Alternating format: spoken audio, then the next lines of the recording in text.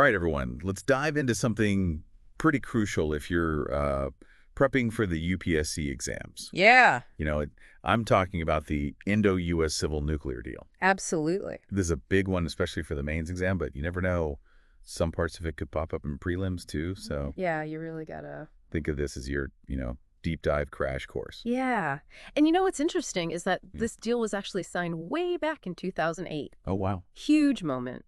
Everyone thought this was going to be this game changer for India's nuclear program, but it hasn't quite, lived up to all the hype. It really hasn't because, on paper at least, it sounds like it should have been massive. It does. I mean, it basically allows India to just get into nuclear trade, even though we haven't even signed the non-proliferation treaty. So, Yeah.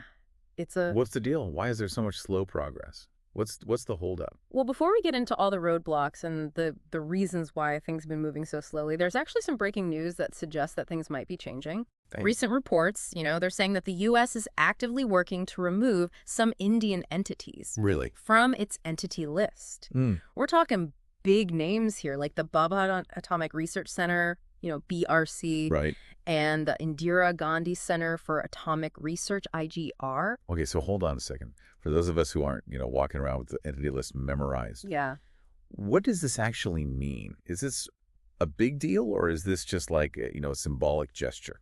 It could be big. Okay. It really could. I mean, the U.S. entity list, Okay. that's basically a list of foreign entities, right? Individuals, organizations, anyone, really, Right. that face restrictions when it comes to accessing certain goods and technologies from the U.S. So removing these Indian institutions from that list, it could signal a real willingness from the U.S. to open up for collaboration, especially with U.S. companies in the nuclear sector. So it's not just symbolic. You're saying there could be actual, like, on-the-ground impact in terms of how U.S. companies can actually work with India on nuclear projects. Really? Think of it like this. If a U.S. company wanted to, supply some kind of equipment or technology to BARC or IGCAR, Yeah. just being on the entity list would be a huge hurdle. I see. So removing them would really streamline things considerably. Okay, so we've got the U.S. seemingly making moves to ease these restrictions. Right.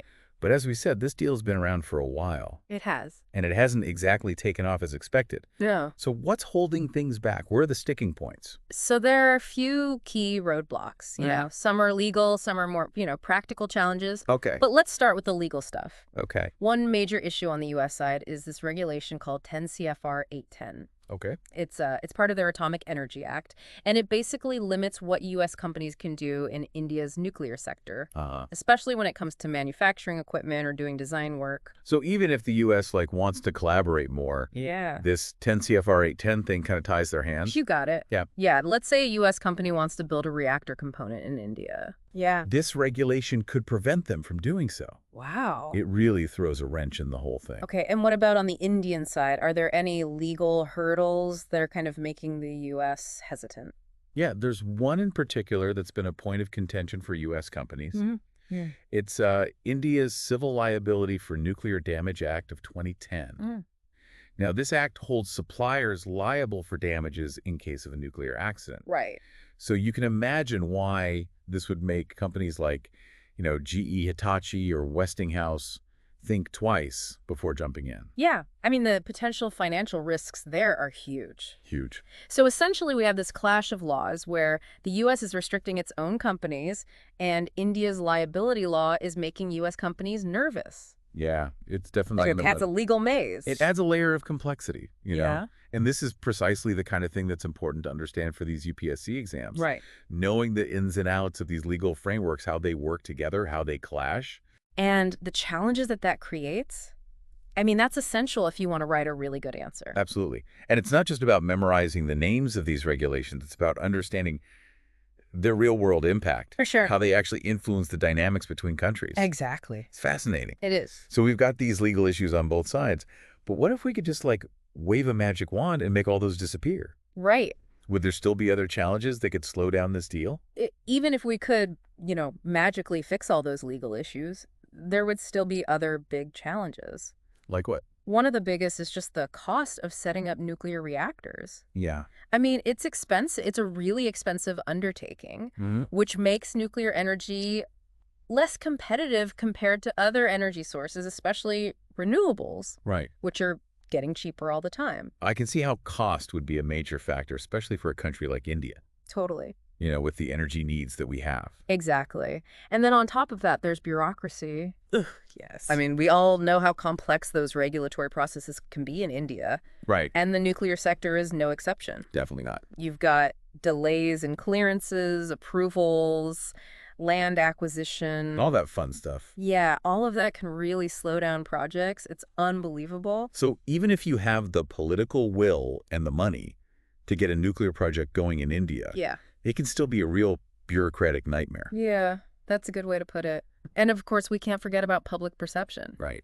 I mean, after incidents like Fukushima, there's been a global increase in anxiety about nuclear safety. Yeah. And we've seen protests and pushback against nuclear projects in India, too. It makes sense, though. I mean, people are going to have concerns. Of course. Especially given the potential consequences if something goes wrong. Absolutely. So, yeah, we've got cost, we've got bureaucracy, we've got public perception. Yeah. It's a lot. It's a challenging situation, for sure. Yeah. It sounds like it, Yeah. but it doesn't mean it's impossible. Right. There's got to be some things that could change the game. Right. There are some promising developments that could really shift things. Okay. I'm all ears. Let's hear about these game changers. All right. Well, one key initiative that's been getting a lot of attention is the U.S.-India Initiative on Critical and Emerging Technology, Okay. or ICET, as it's usually called. ICT. Okay. I think I remember reading about that. But how does that actually translate into concrete action in the nuclear field? So one of the main goals of ICT is to boost collaboration on the joint manufacturing of nuclear components. Okay. So this could be U.S. companies working with Indian partners to produce things like reactor parts, control systems, you name it. So we could potentially see reactors in India that are built with U.S. technology, Yeah. but actually manufactured here. Exactly. That would be a huge change. It would. Yeah. And one area where this could really take off is in the development of small modular reactors, or SMRs. SMRs, those are the smaller, more flexible ones, right? Right. I know India's been really focusing on those. Exactly. India sees SMRs as a way to meet its energy needs in a more affordable and scalable way.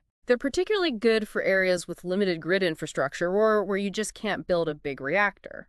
So why is the U.S. interested in working with India on SMRs? Well, there are a few reasons. One, the U.S. also sees SMRs as a key part of their own clean energy strategy. Okay. Two, they recognize that India could become a major player in the global SMR market. Yeah. And three, let's not forget about geopolitics. Ah, yes, the China factor. Exactly. They're also pushing hard on SMRs, aren't they? Big time. China's investing heavily in developing and exporting SMRs. Mm. So for the U.S., working with India on this is also a way to counter China's growing influence in this really important sector. So there's this kind of technological competition going on, For sure. but there's also a potential win-win for both India and the U.S. Absolutely. India gets access to advanced technology and maybe some export opportunities. Right. And the U.S. gets a reliable partner to push back against China's dominance. It's a strategic move for both sides. Okay, so we've got ICD setting the stage and these possible collaborations on SMRs. Right. Maybe even LWRs. Yeah. All with the goal of, keeping China in check. Mm-hmm. But let's zoom out for a second and think about the bigger picture here. Okay. What are the wider geopolitical implications of all of this? That's the big question, and it's something that UPSC aspirants should really be thinking about. Yeah. This Indo-U.S. nuclear deal, it's not just about energy cooperation. Right. It's about strategic partnerships and how the balance of power is shifting globally. Okay, I'm listening.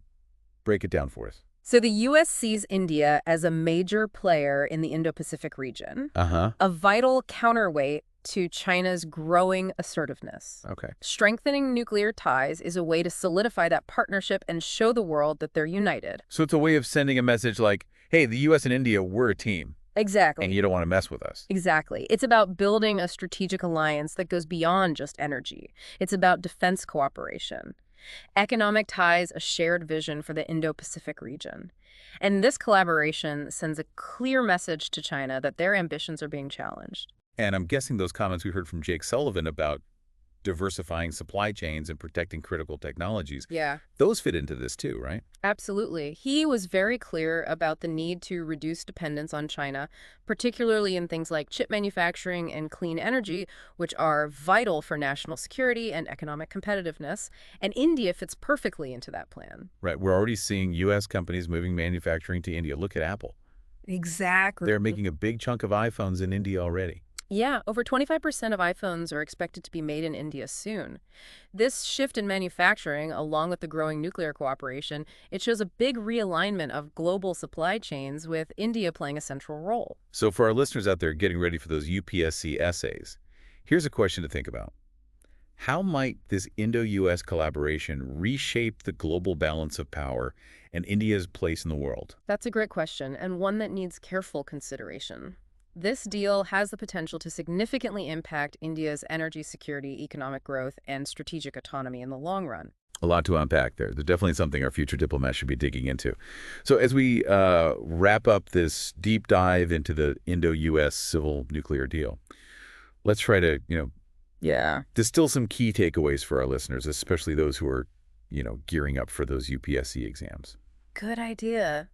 Let's rewind all the way back to the beginning. We started by talking about how the U.S. is showing this renewed interest in strengthening nuclear cooperation with India. Right. They're even taking steps to, ease restrictions, like potentially taking those Indian entities off the entity list. Right, which at first glance sounds really promising. It does. But then we kind of dug a little deeper and found those roadblocks to legal issues on both sides. Yeah. The cost factor, the bureaucracy, and of course, public concerns about nuclear safety. Right. Feels a bit like one step forward, two steps back. It's complicated, that's for sure. Yeah. No easy answers, but it's not all bad news either. Right. We talked about some really exciting opportunities, especially with that ICD initiative, which is opening doors for joint manufacturing. Right. And don't forget about India's goal of becoming a global hub for small modular reactors. Right, the SMRs. That seems like a key area where this collaboration could really take off. For sure. But it's bigger than just energy. Yeah. Right? There's this whole geopolitical thing going on with China kind of looming in the background. Absolutely. The U.S. sees India as a key partner in countering China's influence, and this nuclear deal is a part of that bigger strategy. So for our listeners prepping for those UPSC essays, here's something to think about. What are the long-term implications of this Indo-US nuclear partnership? How might it impact India's energy security down the line? How will it shape our economic growth and our position on the world stage? Those are the big questions, and there are no easy answers. But understanding these complexities is crucial not just for doing well on those exams, but for anyone who wants to understand what's shaping India's future. Absolutely. Couldn't agree more. So there you have it, folks. A deep dive into the Indo-US civil nuclear deal.